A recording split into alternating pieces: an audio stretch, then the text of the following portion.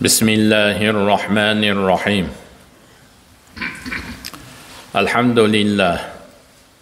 Wassalatu wassalamu ala rasulillah sallallahu alayhi wa sallam wa ala alihi wa ashabihi ajma'in. Amma ba'd. Assalamu alaykum wa rahmatullahi wa barakatuh. Muhtaram aziz aka-ukalar, Allohga beadad shukronalar bo'lsin. Mana Ramazon-i Sharifni 9-kunlarini ham eson-omon tutib, Allohning dargohiga topshirdik. Alloh o'zi qabul qilsin. Shu Ramazonlarimizni qabul qilib, Ramazonni ro'zasini tutganlarga beradigan ajr va savoblardan mukammal bizlarga berib, bizlarni va avlod zurriyotlarimizni shu haqiqiy musulmonni komil, ya'ni komil insonlardan bo'lishligimizni Alloh o'zi nasib qilsin. Shu aytiladi, so'raladi ko'proq bizlardan islom dinini asosiy bu mashru' bo'lishligidan asosiy hikmat nima edi desa, ko'pchilik domlalarimiz, ahli ilmlarimiz birinchi jonni saqlash, dinni saqlash, molni saqlash va hokazo obro'ni saqlash, mana shular uchun kelgan deyshadi. Ko'proq men o'shalardan sal boshqacharoq javob beraman. Komil insonni tarbiyalashlik uchun bo'lgan asosiy bu dinimizni bizlarga yuborilishlikdan asosiy maqsad. Chunki janob payg'ambarimiz sollallohu alayhi va sallam o'zlarining payg'ambar qilib yuborilishliklaridan asosiy hikmatni o'zlari bayon qilib berganlar. Va innama bu'istu li utammima makarimal axloqi dedilar. Albatta men chiroylik xulqlarni kamoliga yetkazishlik uchun payg'ambar qilib yuborildim dedilar. Qarang, chiroylik xulqlarni kamoliga yetkazishlik uchun.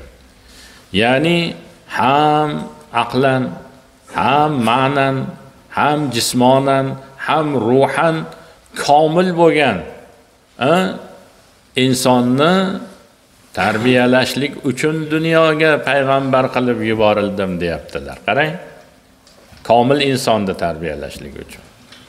Ana shu komil inson bo'lsa, o'z-o'zidan jon ham saqlanadi, o'z-o'zidan din ham saqlanadi, o'z-o'zidan obro' ham saqlanadi, mol ham saqlanadi.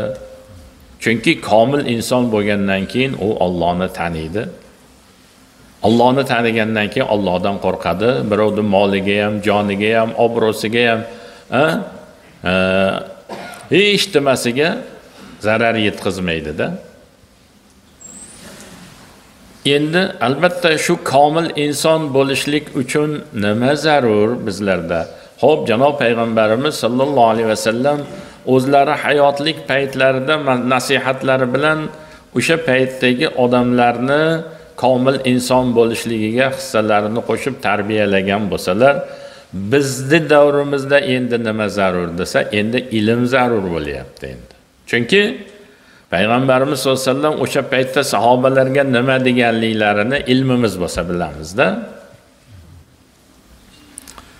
Alloh taolo Qur'onda nimaga buyurayotganligini ilmimiz bo'lsa bilamizda. Birinchi o'rinda ilm zarur ekan. Shuning uchun Alloh taolo ham shu birinchi insoniyatga nozil qilgan Qur'oni Karimning birinchi so'zi iqro bo'ldi-da, o'qi degan so'z bo'ldi.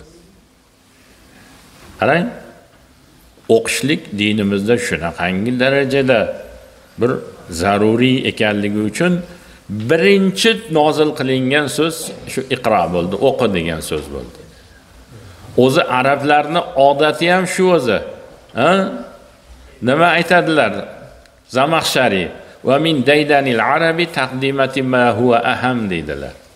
O'sha maqomatun nahv degan maqomati Zamaxshariyning maqomatun nahvsida ya Abul Qosim ajazta an takuna misla hamzatil istifham deb boshlanadigan shu hamzai istifhom so'roq uchun keladigan hamzachalik ham bo'la olmaysanmi? Iz huwa ma'a dhafiha akhadha sadral kalam deydilar. Chunki u juda ham zaif bo'lishligiga qaramasdan gapni boshida kelishlikni o'ziga lozim tutib olgan deb turib, o'sha yerda aytadilarki, chunki u muhim narsada u. Ana shuning uchun, chunki arablarning odati deydilar, muhim narsani oldinga qo'yadi deydilar. Shuning uchun eng muhim narsa dinimizda ilm bo'lganligi uchun Alloh taolo iqra dedi-da. Ana birinchi o'rinda shu nima ekan? Ikkinchi o'rinda shu siz bilan bizni chiroyli xulqlik bo'lishligimiz dinimizda muhim narsa. Shuning uchun Alloh taolo "Walau kunta faddan ghalidal qalbi lam faddu min hawlik fa'fu anhum wasfah" degan oyatni nozil qildi. Yo'inki "Va innaka la'ala xuluqin azim" dedi. Albatta siz juda ham ulug' xulq egasisiz deb payg'ambarimizni maqtayapti. Agar siz qattiq so'z, qattiq gap, qattiq muomala bo'lganingizda odamlar sizni atrofingizdan qochib ketgan bo'lardi, deyapti. Payg'ambarimiz sollallohu alayhi vasallam butun insoniyatni qalbiga islomni muhabbatini o'zlarining chiroyli xulqlari bilan soldilar-da. Demak, chiroyli xulqlik bo'lishimiz kerak. Komil inson bo'lishlik uchun. Ana undan keyin nima bo'lishimiz kerak? Jismonan ham sog'lom bo'lishimiz kerak. Jismonan sog'lom bo'lishligi uchun albatta jismoniy tarbiya zarur hammamiz uchun. Shuning uchun mana Hazrat Umardan rivoyat qilingan bir hadis bor. Hazrat Umar aytgan ekanlar: "Muru allimu awladakumul sibahata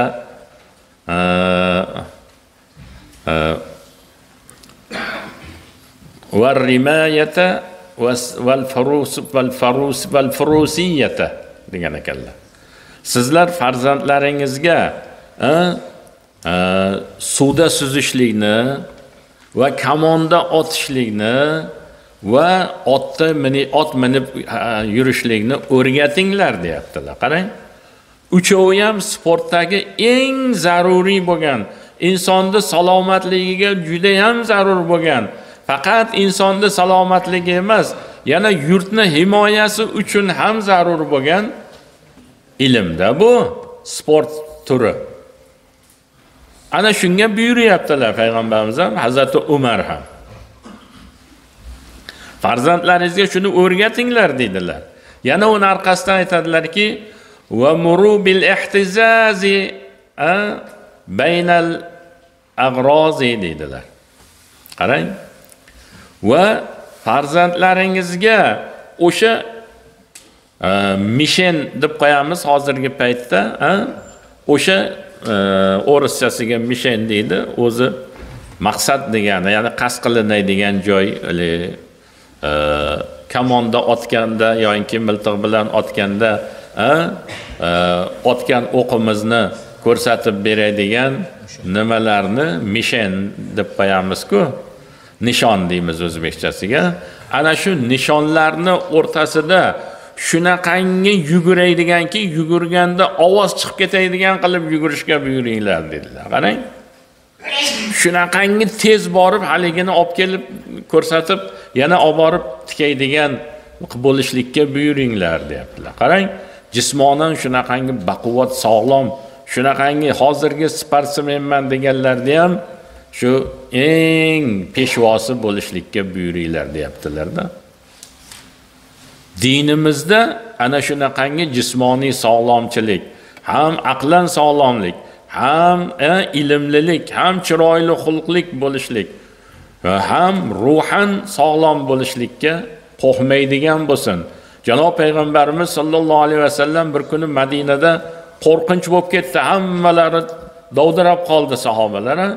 Shart bitta sahobani otini shart minib, minganda ham beegar minib yugurib otni haydab ketdilar o'sha qo'rqilgan tomonga qarab. Kechasi borib qaytib kelib, qo'rqmanglar, Bu juda shamolga o'xshagan ot ekan dedilar, qarang. Zo'r ekan, zo'r yurar ekan deb qo'ydilar. Haligini beegar minish har kim deyish emas. Demak, ot minishga payg'ambarimiz sollallohu alayhi vasallamning o'zlari ham juda usta bo'lganlar. Ha? Haligini beegar minib, yana ruhan ham baquvvat bo'lganlar, hech nimadan qo'rqmaganlar. Yugurib, otni haydab borib, o'sha tomonda havorib kelib, ba'dagi sahobalarga qo'rqmanglar. Bu ot zo'r ekan juda. Borib havorib keldim, ishtimay yo'q. Xotirjam bo'linglar dedilar, qarang. Ana siz bilan biz, eng avvalambor o'zimiz shunday bo'lishligimiz. Qolaversa farzandlarimizni ham shunday tarbiyalashlikka ma'murmiz. Chunki mana shu mazmunda payg'ambarimizning ham hadislari bor, shuni Hazrat Umar ham aytayaptilar, qarang.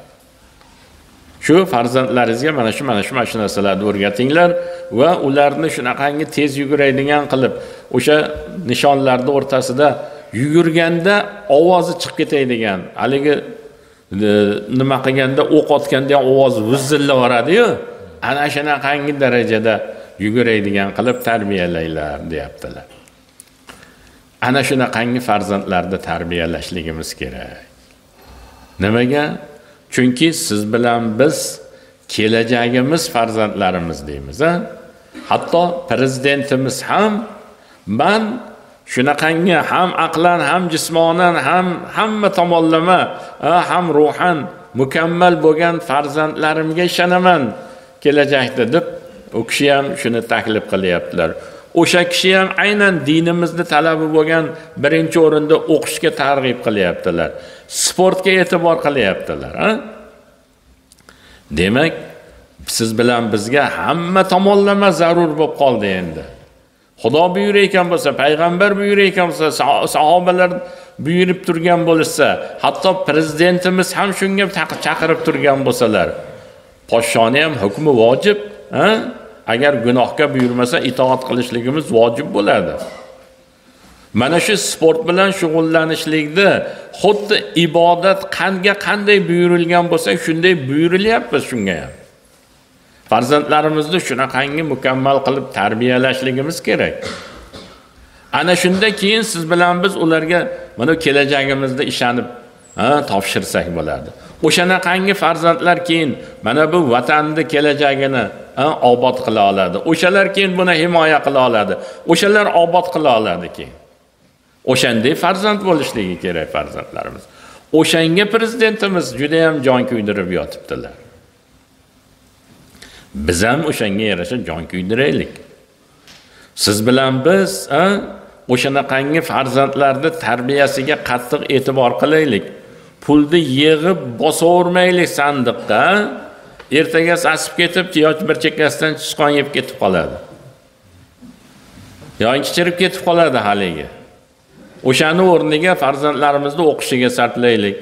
O'shani o'rniga mana sportiga sarflaylik, boshqasiga sarflaylik, farzandlarimizni tarbiyasiga sarflaylik uni. Hamma tomonlama. Ilmiga sarflaylik. Buning uchun albatta eng avvalambor ularning o'sha diniy diyonati mustahkam bo'lishligi kerak. Oldin farzandlarimizni o'shanaqangi diyonatli qilib ta'lim tarbiyasini berib qo'yib, ana undan keyin mana shu dunyoviy ishlarga hammasiga astoydil bo'lishimiz kerak. Qaysi narsaga iqtidori bo'lsa. Kimda sportga iqtidori bor, kimda ilmga iqtidori bor. O'shanga berishimiz kerak. Qancha mablag'imiz bo'lsa sarflashligimiz kerak. Chunki siz bilan bizni kelajagimizni o'shalar obod qilaydigan odamlar o'shalarda. Vatanimizni himoya qilaydiganlar o'shalarda. Ana shunday qilmaydigan bo'lsak, ertaga biz mana yengilib qolamiz. Ibn Khaldun degan kishini muqaddimasi hozir tarjima bo'lib chiqqan. Men-ku uni arabchasini ham o'qigan edim ilgari. Hozir tarjima bo'lib chiqdi o'zbek tiliga Ibn Khaldunning muqaddimalari. O'shalarni o'qib ko'rsangiz aytadi. Qaysi bir xalq shu suslashaydigan bo'lsa, birov-birovlariga dunyo yig'ish bilan ovora bo'lib, birov-birovlariga dunyoni deb birov-birov bilan tortishadigan, qarama-qarshi bo'lib qoladigan bo'lsa, ular zavolga mahkum deydi. Ular yo'qoladi deydi o'sha davlat deydi. O'shanaqangi bo'lib qolmaylik. Siz bilan biz o'sha nimamizga muhabbatlik bo'laylik vatanimizga. Vataniga muhabbat qilaydigan, millatiga sodiq, prezidentiga sodiq kishilar bo'laylik. Bir o'rtada janjal chiqarib, fitna chiqarib, fasod chiqarib, o'rtamizni buzmaylik, to'yinki yo'g'ib ketamiz. Mana Suriyani ko'rib turibmiz. Alloh asrasin. Qumtepalar bo'lib ketdi. Qancha baland uy bo'lsa, shuncha baland qumtepa bo'lib qoldi-ya. Ana shu o'shalarning o'rtasida janjal shunaqangi, ayniqsa anaqangi ijtimoiy tarmoqlarda birov-birovni kopirdan solib, kopirga solishlik, kopirdan olib kopirga solishlik ko'paygan ekan o'shani urushdan oldin. Shuning uchun siz bilan biz ogoh bo'laylik. Farzandlarimizni ham, o'zimiz ham shu jips bo'laylik.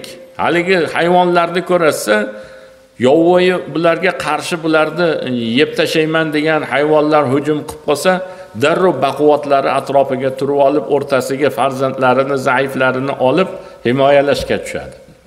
Ana orasini ochmaydi, to'yinki ichkariga kirib olishligi uchun. Biz prezidentimizning atrofida shunday jiftlashaylik. Ana shunday jiftlashsak, dushman kira olmaydi oramizga. Ana unaqangi bo'lmaydi. Uncha-muncha kamchiliklarni kamchilik deb arzimagan narsani deb, masalan, o'rtada janjal chiqarib, dushmanchilik qilib, birov-birimiz bilan urushaydigan bo'lsak, u kimga o'xshagan bo'lamiz?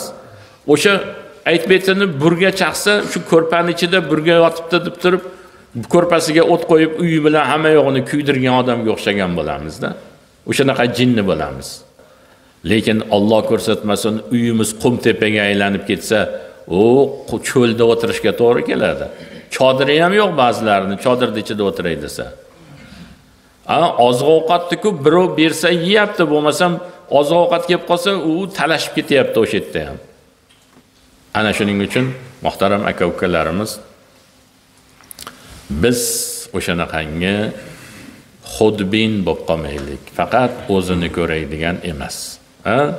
Haqiqiy mu'min qanday bo'lishligini Hazrati Navoiy o'zlarining Farhod va Shirin degan dastonlarida haqiqiy o'shanaqangi komil inson qanday bo'lishligini Farhodning timsolida ko'rsatib qo'yganlar.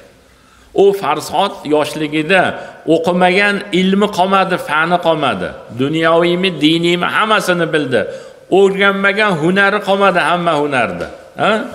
Keyin o'sha Shirinni suratini otasini xazinasida ko'rib qolib, Shirinni oqtarib yo'lga chiqdi.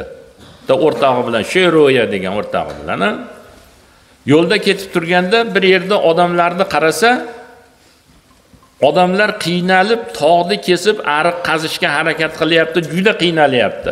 Chunki asbobi ham yetarli emas. Bu haligi o'qigan ilmi bilan temirni eng mustahkamini topib, po'latlarni topib olib, o'zi hunarni ham yaxshi biladi, temirchilik hunarni ham biladi. Temirchilik hunari bilan tosh kesadigan asboblarni yasadi. Endi o'zi jismonan ham baquvvatida, jismonan ham haqiqiy o'sha ahli tariqat odam qanday bo'lishlik kerakligini ko'rsatyaptilar. Ahli tariqatlar bizdagi o'xshagan, men ahli tariqat bo'ldim deb turib, endi sallani kattasini qo'yib, uzun choponni kiyib, soqolni uzun qo'yib, men ibodat bilan mashg'ul bo'laman, dunyoni ishini qilmayman deyish kerak emas ekanda. Ana shu Farhodga o'xshagan bo'lish kerak. Ilmi ham zo'r bo'lsin, hunari ham zo'r bo'lsin, hamma yo'g'i jismonan ham baquvvat bo'lsin. Ana xalqning koriga yaraydigan bo'lsin deyaptilar. O'sha xalqning o'shanaqangi holatini ko'rib turib, endi shularga yordam qilmasak bo'lmaydi deb haligi asboblarni yasab, mana asbob bilan ishlaversalaring, mana bir pasda qazib qo'yasizlar demasdan, o'zi qazishga tushib ketdi-da. Ahli tariqat mana unday bo'lish kerak demoqchilar. O'zlarini shu Farhodning timsolida o'zlarini ko'rsatyaptilar Hazrati Navoiy. ahli tariqatni ko'rsatyaptilar. Chunki Alloh taolo kim menga bir qarich yaqinlashsa, men unga bir quloch yaqinlashaman degan. Sizlarni yaxshilaringiz xalqqa ko'proq foydangiz tegadiganingiz deganlar. Shuning uchun xalqqa foydam ko'proq tegsa, Allohning nazdida yaxshilardan bo'laman, Allohning do'stlaridan bo'laman deb turib xalqqa yordamga tushib ketdilar. Ana xalqni arig'ini bir pasda qazib berdilar. Ana u kishining maqsadlari bo'lgan Allohning diydori edi haqiqatda. Bu yerda shirinni timsolida Allohning diydorini bu yerda nima qilinyapti? Ana osongina u kishiga muyassar bo'ldi-da. O'sha arig'ni qazishga buyurgan podsho ayol kishi ekan, shirinda ammasi bo'lar ekan. Ariq bitdi, endi suv ochamiz, ochaveraymi desa, to'xtanglar, o'zim boraman dedi. U ammasi bilan birga Shirin keldi. Qarang, Farhod oqtarib ketayotgan maqsadi xalqqa yordam qilganligi uchun o'z oyog'i bilan ro'para bo'ldi. Bo'lmasam ketaverardi, ba'da Shirin qolib ketardi, topolmasligi mumkin edi. Ana shunday bo'lishimiz kerak, xalqqa shunday yordam qilishimiz kerak. Shunaqangi o'zimizda asosiy maqsadimizni xudbin bo'lmasdan manaqa qo'yib qo'yib xalqning dardi bilan yashashimiz kerak deyaptilar. Ana shunda haligi o'rtoqlari va qo'ygin, bizning ishimiz boshqa, Shirinni topishimiz kerak. Bu yerda bu ishni qo'yib turgin, biz o'shani qilaylik, tezroq maqsadni bajaraylik desa, Farhodning javobini qarang. Hunarni asrabon netgumdir oxir, olib tuproqqa mu ketgumdir oxir deydi, qarang.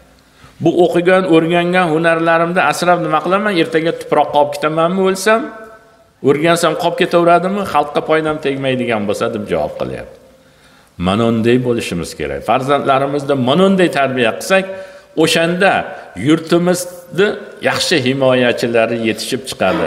Xalqimizni dardiga yaraydigan, koriga yaraydigan, og'irini yengil qiladigan yaxshi bilimlilar, chiroyli shunaqangi ilmiy kashfiyotlarni qilib xalqqa katta foydasi tegadigan va chegaralarni chiroyli qo'riqlaydigan ilmiy texnikalarni ishlab chiqarib, o'shalarni ishlatishga qodir bo'lib, ana shunaqangi vataniga, prezidentiga sodiq bo'ladigan, uni arzimagan dunyoni matosiga almashtirib qo'ymaydigan, unaqa qilishdan Xudodan qo'rqadigan haqiqiy farzandlar bo'ladi.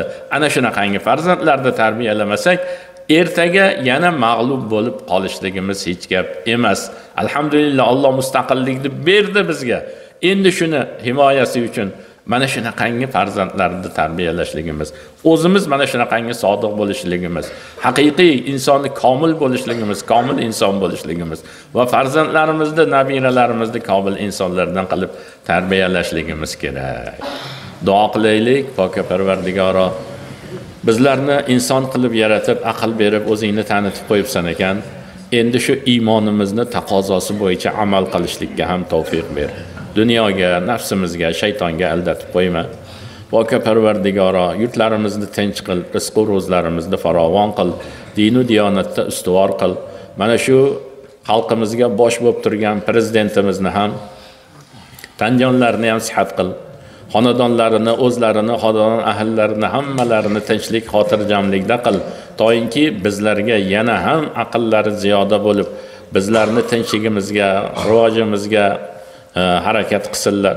Kishini yonlarida yurgan yordamchilarini ham hammalarini to mahallani raislarigacha bo'lgan rahbarlarimizni ikkala dunyo saodatiga elitadigan yaxshi amallarga o'zing muvaffaq qil. Ikkala dunyoda ham yuzlarini yorug' bo'ladigan amallarga muvaffaq qil. Poka Parvardigoro, hammamizni eli yurtimiz bilan tinchlik, xotirjamlikda, forig'-bollikda eng rivojlangan mamlakatlarda yashab, o'zingga mukammal ibodat qilishlikka o'zing bizlarni muyassar qilgin. Sallallohu ala sayyidina Muhammadin va alihi va ashabihi ajma'in bi rahmatika ya arhamar rohim.